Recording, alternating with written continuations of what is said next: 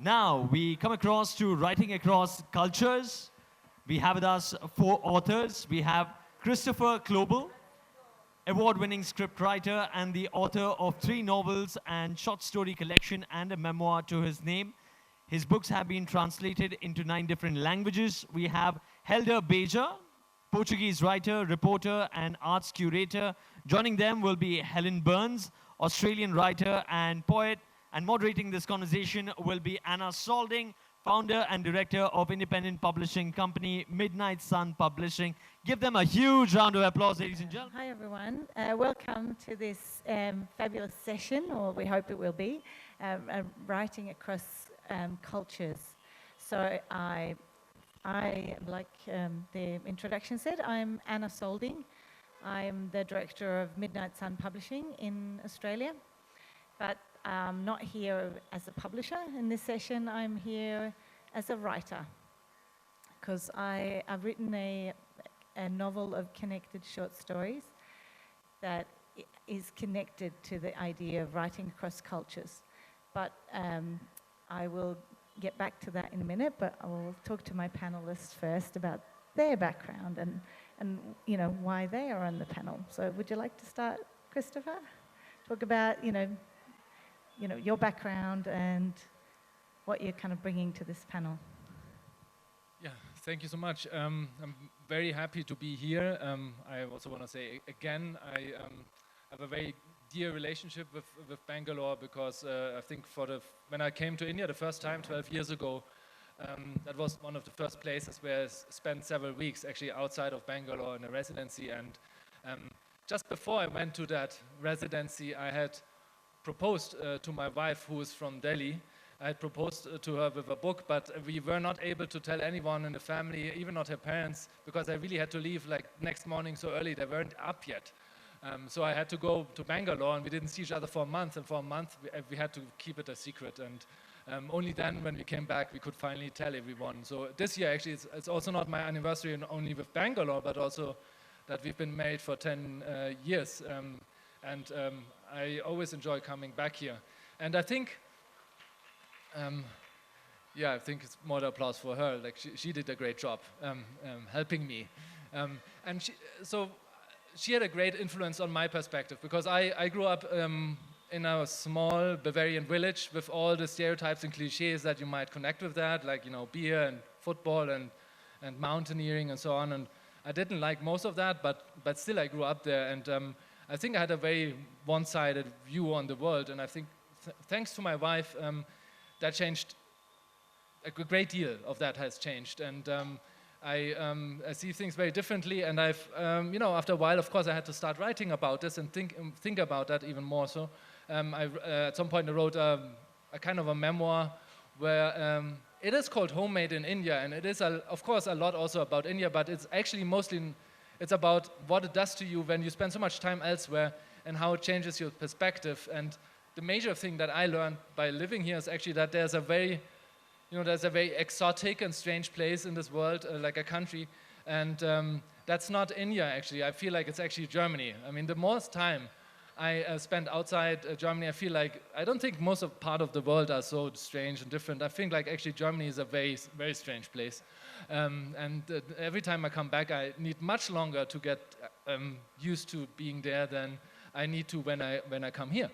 And that led me to think and write more about this. And so most recently I have published a book, a novel. It came out 2 years ago in Germany. Now it comes here out in English translation.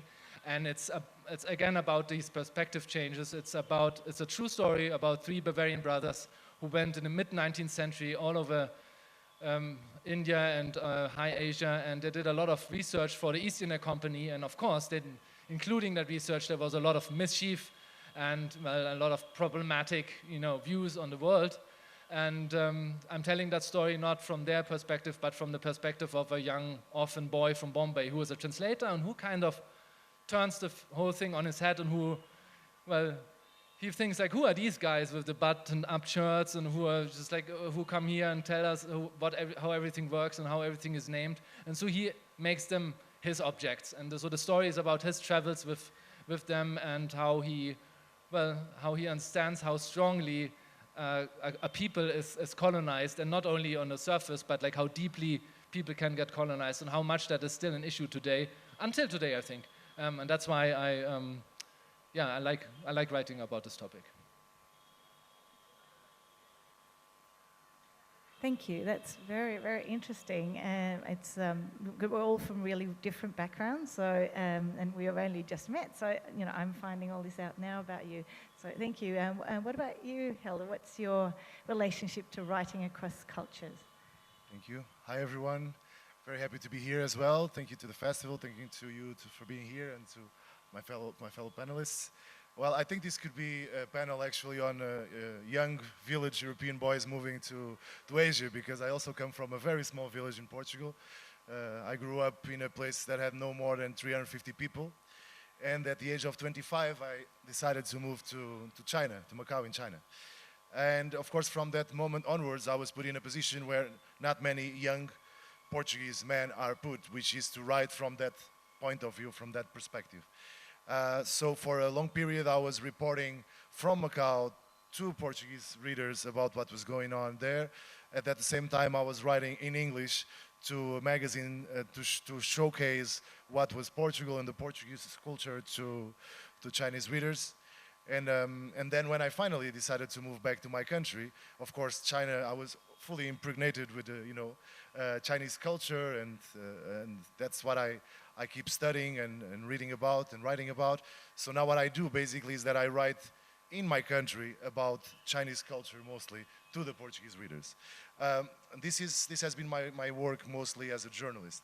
But something I also found out while navigating across cultures was that, of course, important events were relevant in the work I was doing. I covered a few elections here and there in Asia, reporting to Portugal, some landmark moments, the Hong Kong movement, the umbrella movement, etc. I was also in Macau when that happened. But I also found out that apparently unimportant moments are also a very interesting way of navigating cultures and writing about them. So in my writing, more as maybe chronicles, etc., what I've been doing over the years, and I made just a very short list, was writing about stuff so unimportant, such as giving away my passport to a stranger in Beijing to get a visit to Mongolia and getting it back just the next day. Ended up by accident sleeping in a road motel in Busan in Korea, taking a public bus filled with people and chickens and piglets between Dili and Baokao, the two main cities of East Timor, jumping in the public swimming pool of Ulaanbaatar in Mongolia, freezing in the waters of Baikal Lake with a Dutch-Portuguese descendant called Joffrey Lopes, going out at night in Riga with a Mexican who looked like a serial killer and finding out he was actually a robotics professor, falling in love with a Chinese fashion designer in Berlin, or being adopted by an amazing family of women in Minas Gerais, Brazil. So along my journeys, my traveling, my cross-cultural experience, journalism has been great, but being able to write, always in a mostly non-fiction but creative way about those experiences was a way I found to take pleasure of these years I have been living abroad. Thank you. That's amazing. And Hel has promised us, and if we have time, a bit later, he will read a little bit of his own writing. So we'll look forward to that. What about you, Helen? Your story is very different again. It's different again. However, we do have something in common. We've all grown up in small towns, rural towns. We haven't grown up in big megalopolises like Bangalore. Thanks so much for coming to this panel, and it's just been absolutely wonderful to be part of this incredible festival. So I come from a small rural town in Australia. India has always been, since I was a teenager in the early 70s, India has always been my love. I've always had a fascination with India. I traveled here a couple of times when I was quite young, and then there was a long gap before I came back again. I did study Asian studies in Hindi at university, but I never finished. So I don't call myself an academic. I just thought, well, I could spend 3 years here and then 10 years working in the public service and then get a posting somewhere in India. But then I thought, well, I could just go to India now. You know, why waste that time? So I've constantly reinvented my life, but India has been a common thread all the way through. And then about 8 or 9 years ago, I discovered the work of Andal, a Tamil 8th century mythic poet who has now been elevated to the status of goddess, which is a very, very rare thing. In fact, I think she's the only mortal being who's been elevated to god status in India. I discovered her verses on second-hand, like a book market in Chandni Chowk in Delhi, and it was about the 12 Alwars. She's part of 12 Alwars, divine poets, who lived in the 8th, 9th century, and their work makes up the canon of Vaishnavite hymns or pasarams that are still sung today, as many of you would already know this. So through kind of miraculous series of events, I found myself in her birthplace, and I spent one night, and then I had to leave because we had an itinerary. But I came back the next year and spent some more time, and that was when my real relationship with India began, I feel, when I felt like a complete beginner writing this novel, this story of Andal.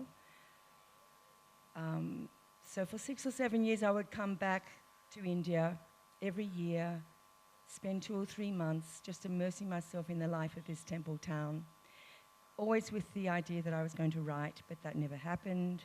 But I just eventually I dropped into whatever it was that was happening there, and I fell in love with Andal. It was an immersion in a Vaishnavite temple town, something I'd never planned, something I'd never expected. But here I was writing about another culture as a Western woman from a rural town in Australia. Thank you, Helen. So my own story is, I'm not actually from a small town. I'm from the 3rd largest city in Sweden. I grew up there and went to school, went to university even. But then I did a university exchange to Australia and ended up staying there. So I've been to Australia for a long time. But when I was in Australia, I started doing creative writing, and I wanted to write about the city where I grew up in Sweden. So my PhD novel is about Malmö in the south of Sweden. And it wasn't that I was missing the city in a way, it was just that I wanted to preserve what I'd grown up with, all the people, the memories, and the feeling of the city, because of course the city changes when you're not there. I haven't lived there for a long time now, but I still go back, and a lot is recognizable, but some things are not.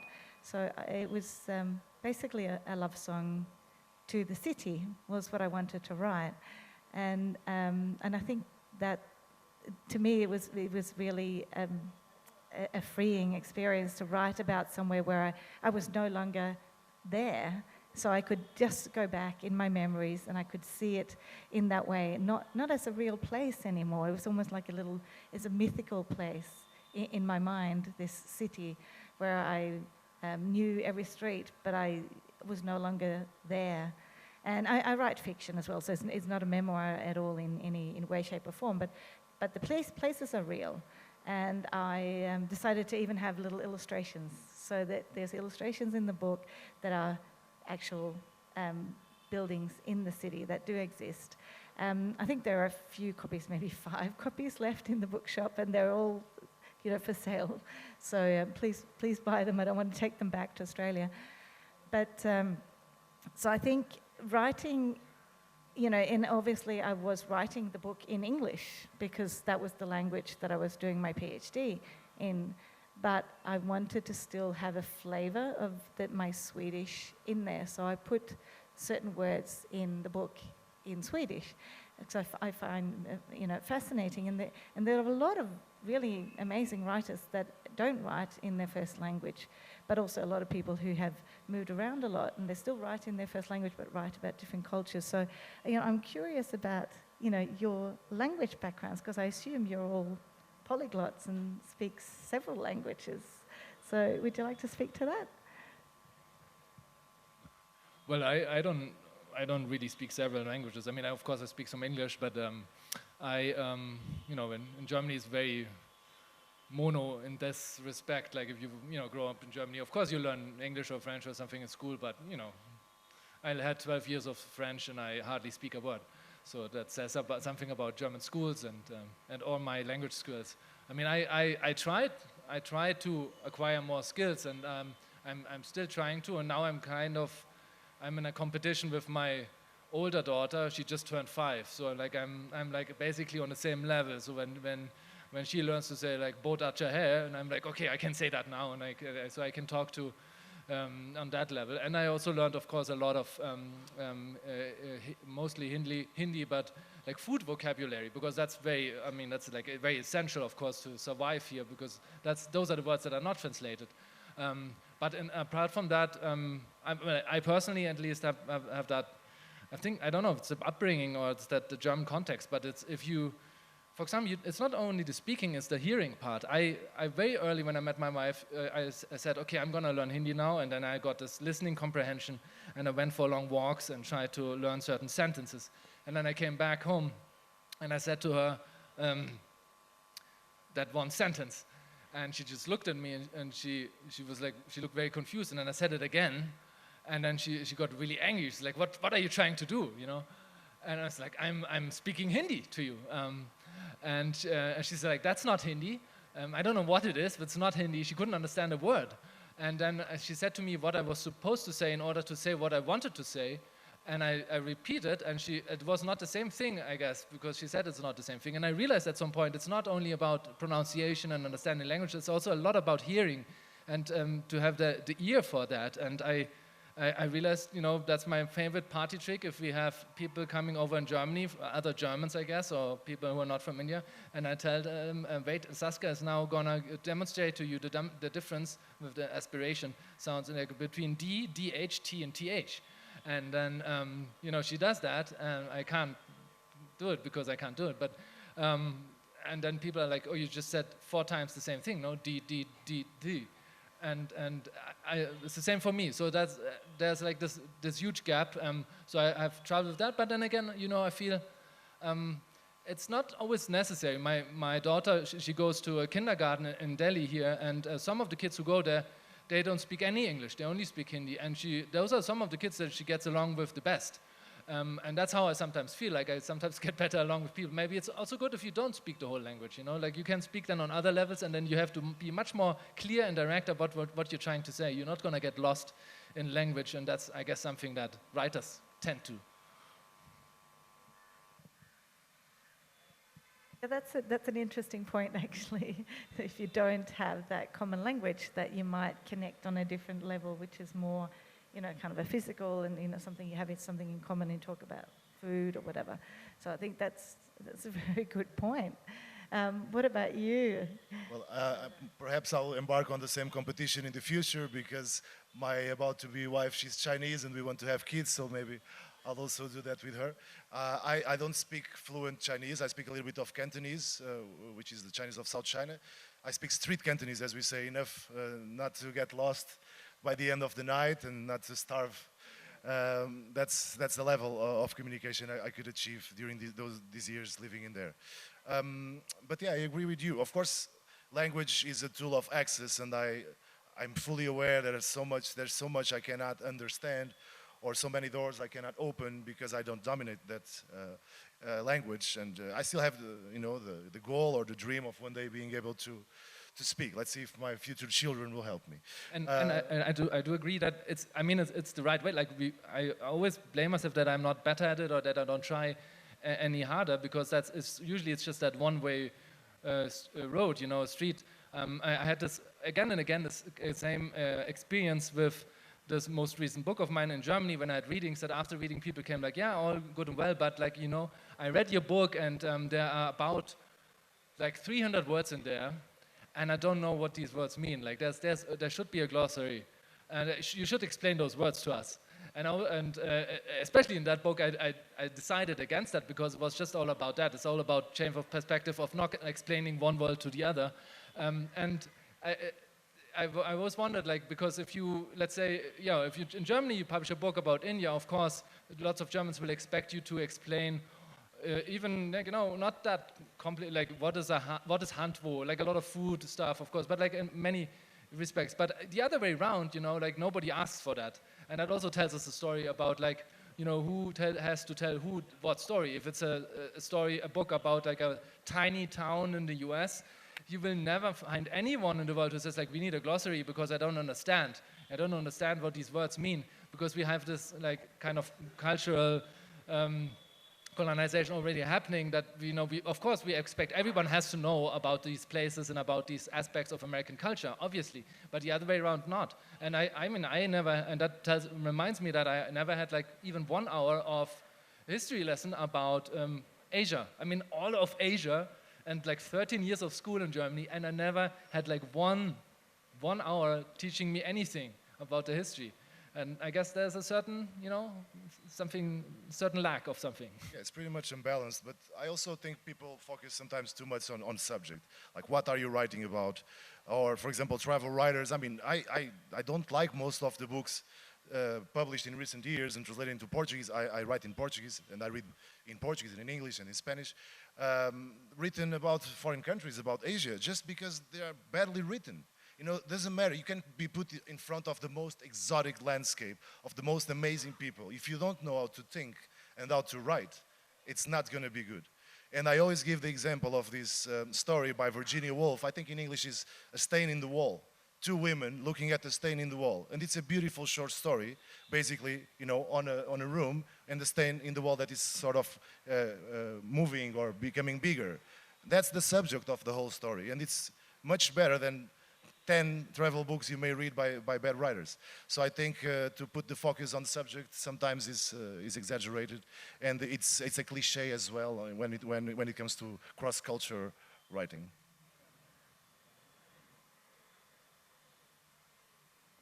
But you, Helen, you write in English? I do, but that reminds me of a book that I just recently finished, A Gentleman in Moscow by Amor Towles, where it's the experience of one man living in one room in Moscow for the rest of his life. Fascinating. So I speak Tora Hindi, Kunchum Tamil. So here I was thrown in at the deep end, writing this novel about Andal. And when I came back to Australia, I was really alone with this. I had no one to speak to communicate with about this, to bounce ideas off, definitely as far as the language goes and the culture goes. So how was I going to do this? So when I was in India, I thought, well, the best way to get under the skin of this character that I'm writing about is to source her two bodies of work. She wrote the 30 verses of the Tirupavai and then 143 verses of the Natya Tirumalai. I'm sure there are some of you in the audience who know these. So I found, I went into, libraries, the Madurai Theosophical Library, Higginbotham's in Chennai. Wherever I saw books in the window, I would go in and say, do you have any translations of Andal's work? And I managed to gather seven or eight. And then I would take them back to Australia and line up each verse, each translation of the verse, and it wasn't my place, because I knew very little Tamil, to take some great poetic license with this. So I just wanted to find the essence of what each verse was saying and keep it simple and keep it as true as I could to what I was reading. And that was my way of getting into the culture, getting a greater understanding of who this mythic figure was. Yeah, that leads us to the sort of tricky question in a way about writing about other cultures that are not your own, and talking about cultural appropriation, that sort of thing. Is that something that you've come across and that you do consider in your writing? I mean, for me, I suppose my background is Swedish, and I was writing about Sweden. It was, you know, I didn't ever consider anything like that because I felt like I was writing about my own people. But I do know that that's something that is very common, that you have to consider now, you know, what sort of, where you're coming from and who you're talking about, and getting maybe sensitivity readers to your writing, that sort of thing. I had a sensitivity reader read my work, and there was one review of the novel that she said, well, there is a kind of appropriation here, and I acknowledge that, but she said the book is so well researched that she felt that I had enough grounding in the culture that made that issue of appropriation okay. Yeah, I mean, it's a huge topic right now. It's like they talk about quite a bit, and it goes into both extremes, like that whole idea of cultural appropriation. And I had heard many different voices now, because before I now came to India, and in the fall I went to a few places in Africa, and to Namibia, which was used to be a German colony, and then I went to Kenya, British colony, and I can tell, like, if you're in the literary world and in these environments, when I went to universities or schools, like especially younger people, sometimes they're really pissed off at a certain point, because they feel like, there was this one student, she said to me, like, yeah, but can't there be some law? Can't there be something that protects us? Because there's some guy, who's sitting much closer to a source of power in the US or in Germany, and just because he's there, he can write stuff about my place, and he probably can get it published faster and in a more powerful way and in a more global way, and write about it. And then everybody says, that's the great new book about Namibia, but I don't have that access because I'm here.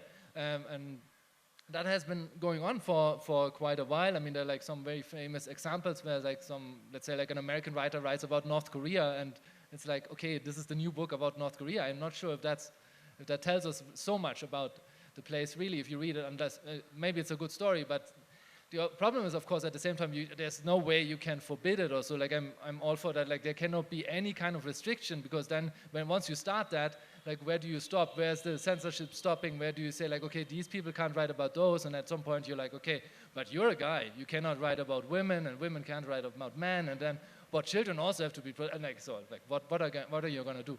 So this is a problem. But I do think that there's quite a bit of responsibility, and it used to not be talked about, and I think you have to be more responsible when you write about stuff, and you have to really think about, like, am I the right person to do this or approach this, and what, and maybe I'm not, and maybe I don't have to write everything that I can write, because sometimes people do that, and I totally agree with what he just said before about that there are actually a lot of people, especially I see it like in West, who go to places and then they kind of upgrade their story because they write about a place that not too many people know about in their home, and then it's just like, oh, so fascinating to read about this place. And I'm amazed that this is still the case in 2022, where I think, you can Google and look up most of the stuff, and you can actually, or you even can travel there yourself. Whereas, like, for example, the story that I wrote about here, which was like in the 1850s, those scientists went to remote places in Asia, and they were not as remote as they tried them to present them. So they were very good also in drawing and painting, and they're very talented in it. But so they brought back like a lot of paintings and drawings about certain regions, and they presented them in Berlin and at exhibitions. And so people went there and they were like, "Wow, you went to the end of the world," like it's. And so they showed us some canyon, and you see like it's just rocks and earth, and it looks like terrible. And you're like, "Wow, so brave scientists went to that place." But nowadays we know, like, when you go to exactly the same spot where they were drawing the picture, and you step a few steps to the side, you can see that in that canyon there's actually a valley, a very green valley with a village in there, which was there even back then. And of course, it's like it's a choice of perspective, and that should not be happening so much anymore. And I think it's happening less. But what really needs to happen, of course, is I see it in the art world more in Germany, that people from elsewhere, that they also come to, say, Germany, and then they write about that, and then they show us their perspective, and it's happening more, and there's also a lot of clashes, because suddenly it doesn't work, it's like, that's not how we see ourselves. but it's very important, and it's a very thin line what works really well and what maybe doesn't work too well. Yeah, we have a saying in Macau, used to say, if you spend a week in Macau, you write a novel. If you spend a month, you write maybe a short story or an essay. If you stay longer, you write nothing. I think that's the kind of cultural appropriation that we dislike, the uninformed cultural appropriation. And I think there's a responsibility in there. Having said that, I believe also that the writer should and can position himself or herself in a way he or she feels right. Of course, we have these examples in Portugal of people who travel to North Korea or elsewhere and immediately pop out with a book in a couple of months, and they could very well just sit in front of the computer, watch some videos, and write a novel or whatever that is. I think we should not take that view into a field where you are kind of self-censoring yourself, like I shouldn't write this because I'm not the right person to do it. Of course, you need to think about it. You need to see if you have the skills to do so. But I don't like to think that I should position myself in only one single way when I think about writing something. And it can be done respectfully too, can't it? If you have that respect at heart of another culture, you can still play with that, and yeah. I mean, I think it applies to anything, like you were saying, who can write about whom, and it's the same with writing across cultures. I think, if you write with empathy and feeling for your characters, and you write well, then you can usually get away with it, because it just shows that you're a good writer, and you can write about, looking at a wall and make it amazing writing. So I think that's a really, really good point. Would you like to do a little bit of a reading, Aldo? If there are questions, I think we can go to questions first. But if there are not, I'm happy to read for a few minutes, if you bear with me.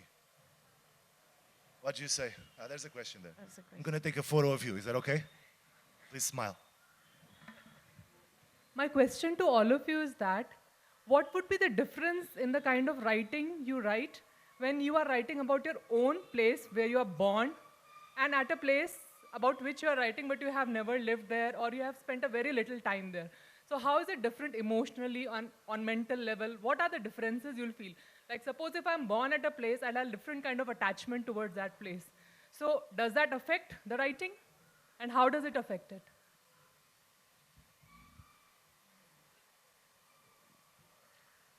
I mean, certainly it affects it, but like maybe also in unexpected ways. Sometimes I feel like maybe that's one of the reasons why people like to write about other stuff, because, you don't want to, at least I, as a writer, I don't want to deal with my own life all the time and with my own time. It's like, I know that. So it's like, it's also to a certain extent at some point a bit boring. So I want to be excited, and I want to have also a little bit fun, because, not to forget, I'm always my own first reader. So I want to, write something that I would enjoy reading. So I often feel like I don't always want to write about stuff where I'm from. Of course, I take, it's like in a mosaic picture image. Of course, I take stuff from what I know.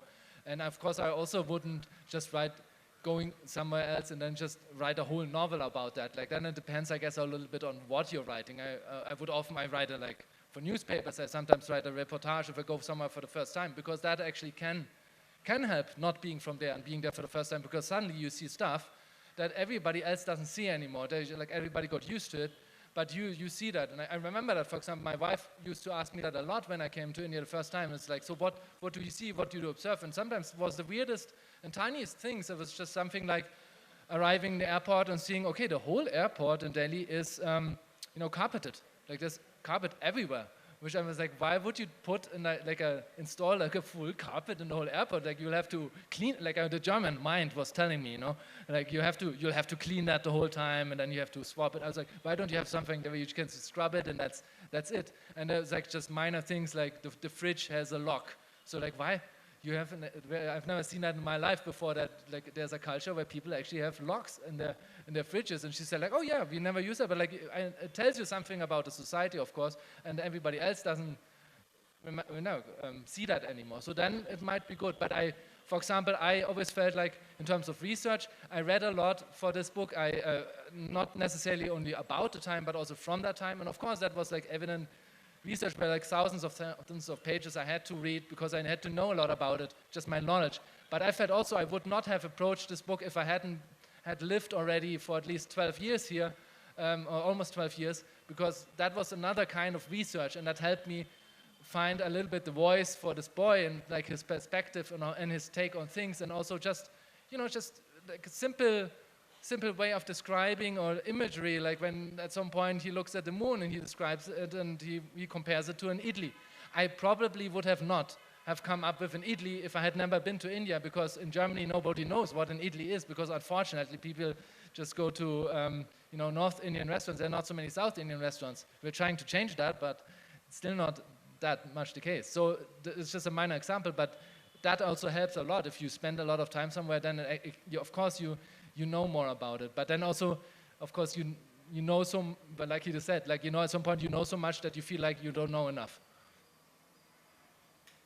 I think in my case, it's quite different. When I write about Sweden, I feel like I'm at home. I'm there when I'm writing it. But since I've lived in Australia for a long time now, I feel more ready to write about Australia. But I think when I just moved to Australia, it felt much more comfortable to write about Sweden. So the work that I'm doing now is set in Australia, and it is different. I mean, my writing has always been in English. So apart from when I was at school in Sweden, obviously I wrote in Swedish, but a lot of people keep asking me if I'm going to translate my own book. But I mean, I think I would say translators are amazing, and I would not try to attempt that. I could do it because obviously I know how the words are, but it would take me as long as it's taken me to write the novel. So I think you do work slightly differently depending on where you are, but I think it still comes back to your own sensitivities and what you do enjoy writing about. And so as a writer, you develop either way, whether you're in one country or another. And like, the other panel said, you observe different things, and that's what's going to go into your writing. Any other questions? Hi. So my question's about, when you're writing for other people and about other cultures, you tend to incorporate their voices as well. So has it been difficult to remove stereotypes and biases that you approach with? Like when you come to a different place, you do come with certain biases and stereotypes. So has it been difficult to remove that while you're researching or, I didn't quite get the question. I think the question is, has it been difficult to remove your own biases when Yes, you're writing about a new culture? So I suppose it's, to the three of you more than to me, maybe. Our own biases. That's Yeah, your own biases from your absolutely background. impossible. It not only is difficult, as I believe is impossible to remove it. Of course, what you do, depending on what you are writing, of course, if I am writing as a journalist, in there I'm very careful to try to put myself in as neutral as possible position. If I'm writing other stuff, I love to be biased. So I think it's part of the fun of it. And if you are thinking about should I write like this or write like that all the time, it lost the soul. Somehow I feel it. So I think I would say, depending on what's your assignment or what you are producing, you should position yourself and be less or more biases. Yeah. Your biases can be also interesting, of course, but like you find them everywhere, especially in yourself all the time. And of course, it's very helpful then to have a society or maybe just people who are close to you who question all that. And that, I think, and then the question is like, well, how do you deal with that? I think that's the more important part. Like all of us have a lot of biases, but the question is more like when we're confronted with them, what do we do then? And I mean, I've seen it again. Like mostly I have to be just grateful to my wife. Like, but there were so many things, and I've not even just with me. I saw her like. In Germany, you sit at a dinner table, and then at some point someone turns to her and says like, so you grew up in India, and so you rode to school on an elephant? And that was not a sarcastic question. That was like a serious question. Like people actually like, oh yeah, we have like 1.2 billion elephants in India. It's very complicated to have that whole system set up for all of them going to school. Like it's amazing what biases and ideas people have. But then of course you have to find a way of dealing with that, and also maybe admitting that you don't know anything. I think it depends on what genre you're writing in. For me, writing in fiction about this figure in India was definitely different. If I'd written a memoir, it would have been a different voice. But ultimately, I think when you're writing, maybe not like from a journalist's point of view, you're in a room with a door, and you're alone, and it's a matter of really getting under the character's skin that you're writing about. It's a matter of finding the voice to tell that story, and then you're just true to that story as much as you can be. And I find when I read, you can pick up whether that's happened with the writer or if it hasn't. I think you can go deeper when that writer has actually really immersed themselves in that character. Oh, we're almost out of time. Have you got any more questions? I have a quick question. So this is more to do with the technical bit. Hi, I'm here. Yeah. Okay. So, you know, one of my favorite authors, Jhumpa Lahiri, about 5 years ago, she just stopped writing in English and she moved to writing in Italian.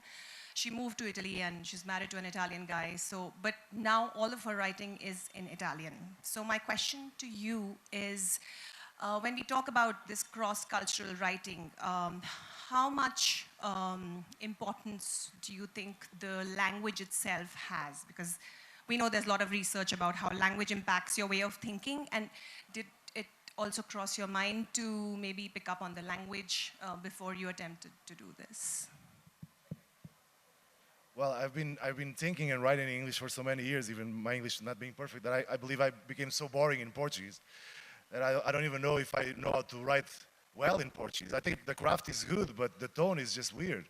So when I'm writing in Portuguese, because I moved back to my country recently, and it's not journalism, because journalism I always kept writing in Portuguese, but other stuff, it's strange. So definitely the language plays some role in there, but I would say honestly, and maybe you have different opinions, but there is nothing like writing in your mother language.